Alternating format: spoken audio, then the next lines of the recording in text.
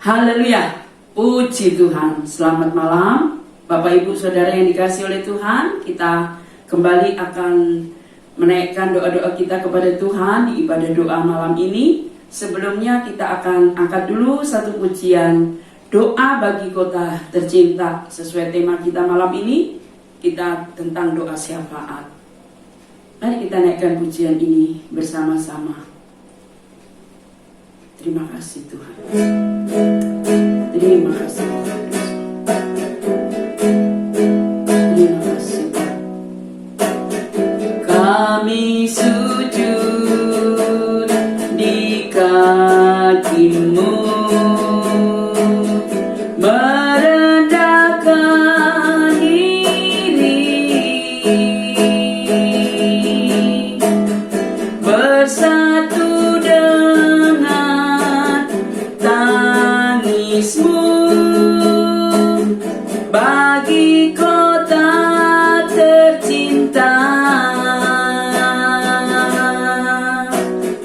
Biar belas kasih-Mu Bapa yang bertambah nyata, dicurahkan atas kami. Lawatlah umat-Mu, ampunilah, ampunilah, selamatkanlah, pulihkanlah kota tercinta, sinari dengan terang kasih-Mu, dengar doa kami. Ampunilah, sekali lagi, ampunilah, selamatkanlah, pulihkanlah kota tercinta, sinari dengan terang kasih-Mu, dengar doa kami,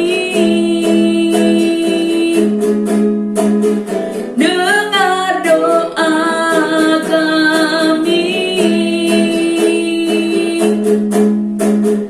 dengar doa kami.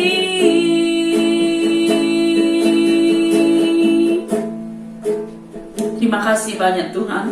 Malam ini kami bersyukur kalau kami kembali boleh menghampiri Allah yang hidup, Allah yang punya telinga untuk mendengar setiap doa-doa kami. Kami mau dengar firman-Mu, urapi hamba-Mu, biar firman yang kami dengar boleh menjadi kekuatan kami, menjadi alasan kami kenapa malam ini kami berdoa bersama-sama. Terima kasih Tuhan, hadirlah Engkau di tengah ibadah kami dari awal sampai akhir. Kami menyerahkan Roh Kudus pimpin. Dalam nama Yesus kami sambut firman-Mu.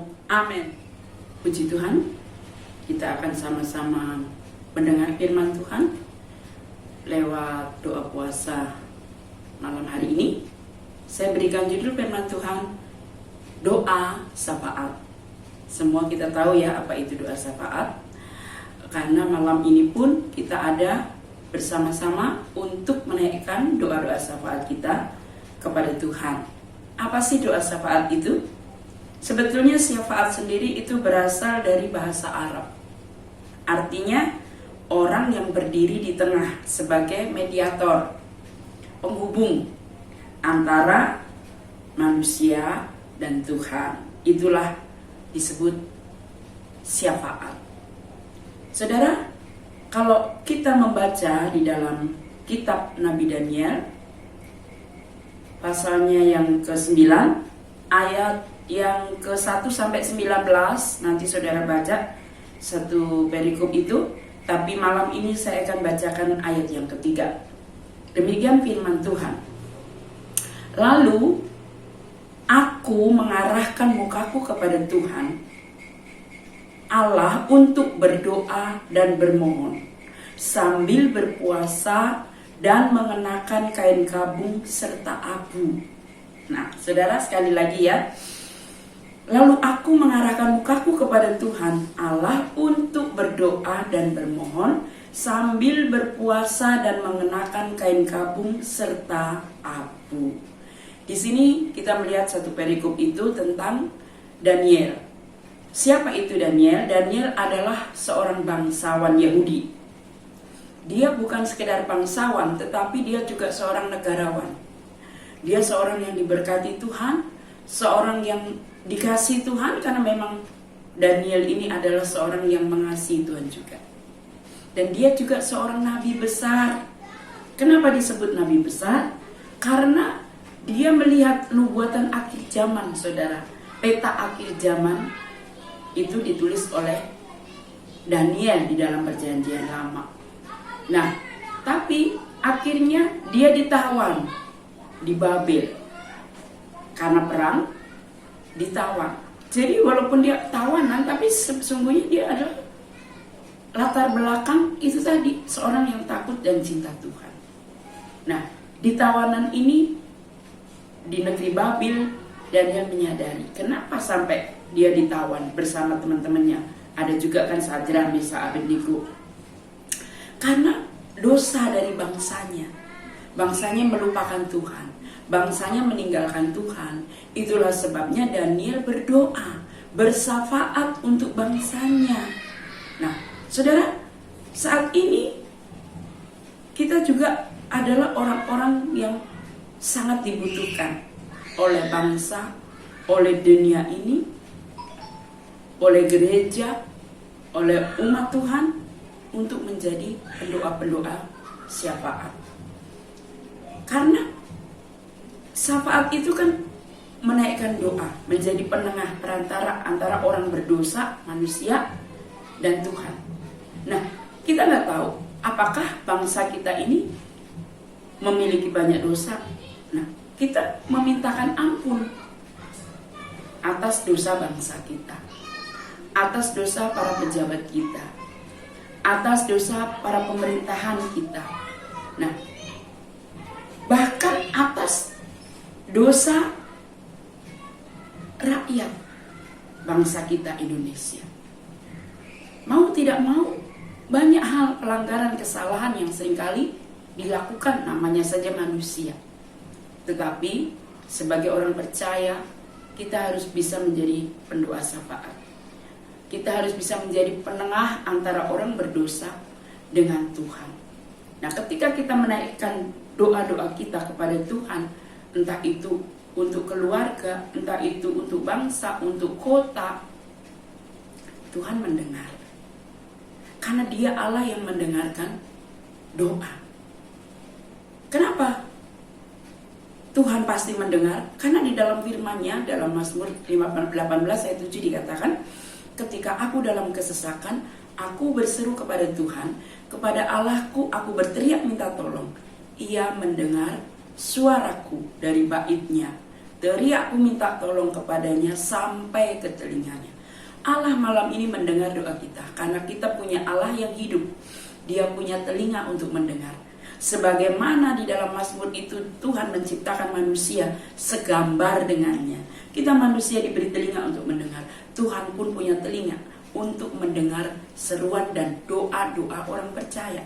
Sekali lagi, orang benar itu orang yang percaya kepada Yesus, yang dibenarkan. Bahkan dalam Mazmur 34 ayat 18 bagian A katakan, apabila orang benar itu berseru-seru, maka Tuhan mendengar. Sekali lagi di sini ditegaskan Tuhan punya telinga untuk mendengar. Mazmur 34 ayat 18, apabila orang benar itu berseru-seru, Tuhan mendengar. Kalau di Amsal 15 ayat 29b, tetapi doa orang benar didengarnya. Kita sudah dibenarkan oleh darah Kristus. Yesus adalah pendoa syafaat kita. Ketika kita umatnya berdoa, Dia mendengar. Dalam Yeremia 29 ayat 7 dikatakan bagian B, berdoalah untuk kota itu kepada Tuhan, sebab kesejahteraannya adalah kesejahteraanmu. Jadi kenapa alasan kita harus berdoa untuk kota kita, bangsa kita, daerah kita, lingkungan kita? Karena kalau tempat di mana kita tinggal sejahtera, maka kita pun ikut sejahtera. Coba kalau tempat yang di mana kita tinggal banyak penjahat, banyak kerusuhan, terjadi bencana, kita juga yang terkena. Nah, saudara, kita harus selalu berdoa untuk kota kita. Karena kitab Yeremia ini menyuruh kita sebagai umat Tuhan, menyuruh bangsa Israel untuk berdoa bagi kota di mana mereka ada. Nah, hari ini saudara ada di mana? Di kota Ciledug, di kota di daerah Tangerang Selatan. Ya, walaupun kalau kita lihat berita-berita bahwa Tangerang Selatan ini zona merah, ya, di daerah Jawa paling banyak. Dan justru kita dengar itu untuk apa? Kita doakan supaya aman, ya, rakyatnya tidak kena dampak itu, zona merah itu. Tapi Tuhan jaga dan lindungi. Nah, selain itu saudara, doa orang kudus, doa orang benar itu adalah kemenyan. Saudara tahu kemenyan? Semua tahu ya, kalau di desa itu kemenyan itu kan biasa dibakar dan baunya wangi gitu. Nah, doa itu adalah kemenyan yang berbau harum. Jadi saat kita menaikkan doa syafaat, doa untuk bangsa, doa untuk kota, doa untuk gereja, doa untuk keluarga, doa untuk pribadi, bukan hanya meminta, ya, sekali lagi memohonkan ampun buat kota, negara, para pemerintah, bahkan diri kita sendiri kepada Tuhan. Itu bagaikan kemenyan yang berbau harum di hadapan Tuhan. Ada di dalam Wahyu 5 ayat 8. Jadi doa orang benar itu bagaikan kemenyan yang berbau harum di hadapan Tuhan. Dan doa-doa yang dinaikkan oleh orang benar, orang kudus, itu menggerakkan hati Allah. Untuk apa? Bekerja. Untuk mengutus malaikatnya bekerja bagi bumi di mana kita tinggal. Karena hanya orang yang tinggal di bumi kan yang berdoa. Nah, juga Yesus dalam doa Bapa kami kan, dalam doanya berkata, Bapa kami yang di surga, dikuduskanlah namamu, datanglah kerajaanmu, jadilah kehendakmu di bumi seperti di surga. Berilah kami rezeki pada hari ini, dan ampunilah kesalahan kami seperti kami mengampuni orang yang bersalah kepada kami, dan jangan bawa kami ke dalam pencobaan, tapi bebaskanlah kami dari yang jahat. Dari doa Bapa kami ini ada kata-kata apa? Jadilah kehendakmu di bumi seperti di surga. Jadi tugas kita berdoa. Keputusan itu ada di tangan Tuhan. Tapi yang pasti kita tadi tahu bahwa Tuhan mendengar doa. Dan yang kedua, Tuhan punya telinga. Ya. Di dalam Wahyu 5 ayat 8 tadi dikatakan bahwa doa kita itu adalah wangi-wangian di hadapan Tuhan. Ayat yang keempat dari Wahyu 8, maka naiklah asap kemenyan bersama-sama dengan doa orang-orang kudus itu dari tangan malaikat itu ke hadapan Allah. Nah, saudara, malam hari ini mari kita mau sama-sama berdoa di hadapan Tuhan.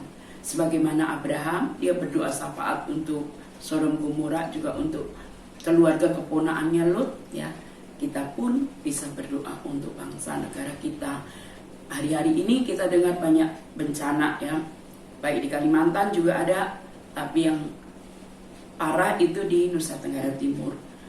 Baru pertama kali, ya, terjadi di Indonesia yang namanya badai, sehingga semua pohon-pohon besar tumbang, atap-atap berterbangan, termasuk teman-teman kami, banyak gereja-gereja kita juga yang terdampak, saudara, atapnya berterbangan. Tapi ada juga yang banjir. Jadi bukan hanya badai, dari bawah pun banjir. Kalau saya lihat kiriman itu, saudara, ada seorang ibu, dia punya toko emas. Dia baru bangun itu rumah kontrakan 10 biji, ludes rata dengan tanah. Bersyukurnya itu ibu, dia lagi ada di Makassar, jadi nggak terkena itu. Selamat lah, ya. Tapi dari situ kita lihat bahwa Nggak ada artinya saudara, harta di dunia ini tanpa kita memiliki Tuhan. Sebab itu terus kita berdoa, bersafaat di hadapan Tuhan untuk bangsa negara kita ini. Karena bencana seperti ini kan nggak bisa diduga. Salah satu teman saya itu, Ibu Pendeta Rusmeni, itu barusan dari Bali. Jadi dia pulang baru sampai rumah, itu badai datang.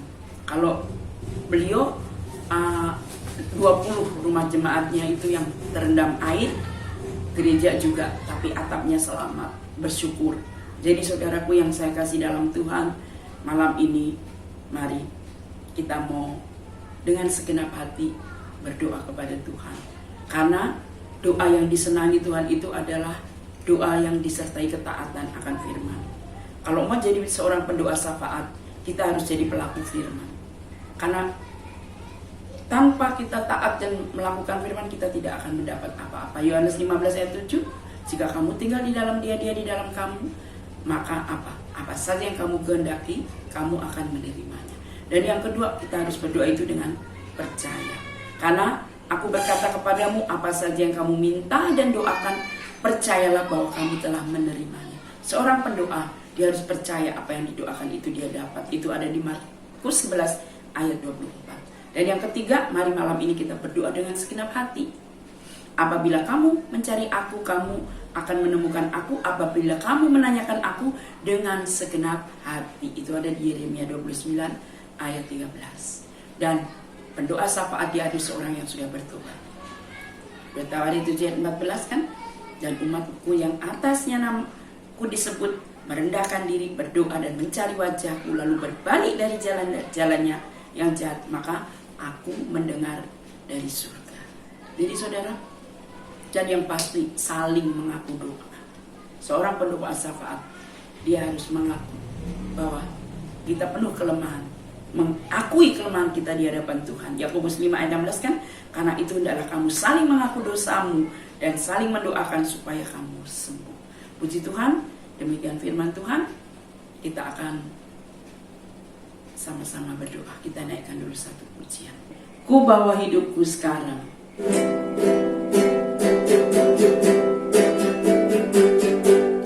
Ku bawa hidupku sekarang ke tempat kudus-Mu Tuhan. Di mezbah-Mu ku serahkan seluruh hidupku.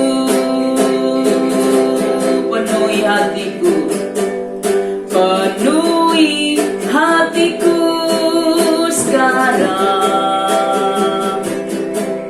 dengan urapan yang baru, agar aku lebih lagi mendengar suara-Mu.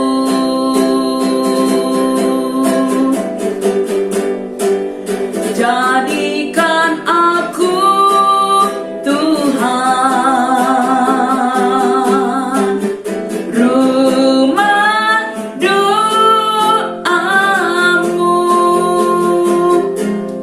agar semua suku bangsa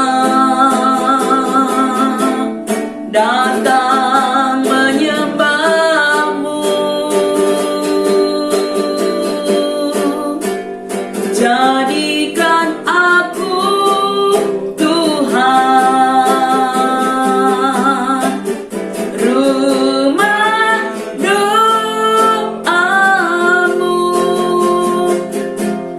agar semua suku bangsa datang menyembah-Mu. Terima kasih banyak Bapa. Kami percaya Engkau sanggup memakai kami umat-Mu, jemaat-Mu, khususnya GPD Peniel Pondok Maharta, menjadi rumah doa bagi segala bangsa. Saatnya malam ini tanamkan firman-Mu dalam hidup kami. Kami bangga punya Allah yang hidup, Allah yang punya telinga untuk mendengar doa-doa kami. Dan kami pun bangga kalau kami adalah orang-orang yang sudah dibenarkan oleh darah Kristus, sehingga doa kami bisa sampai kepada Bapa di surga. Kami layak menjadi pendoa-pendoa syafaat, perantara antara manusia berdosa dengan Allah Bapa di surga. Terima kasih Tuhan, malam ini kami berdoa untuk bangsa negara kami. Berkati bangsa kami Tuhan, walaupun ada di tengah pandemi, tapi kami terlalu yakin dan percaya Engkau terus memulihkan keadaan ekonomi, Engkau terus memulihkan keadaan stabilitas bangsa kami. Engkau berkati setiap usaha mata pencarian umat-Mu, khususnya bangsa ini, sehingga mereka yang punya ruko, punya toko, punya bisnis, punya usaha rumahan, punya perusahaan boleh segera dibuka, karena Engkau yang memberkati bangsa ini. Teringat buat saudara-saudara kami yang ada di Nusa Tenggara Timur, Kupang,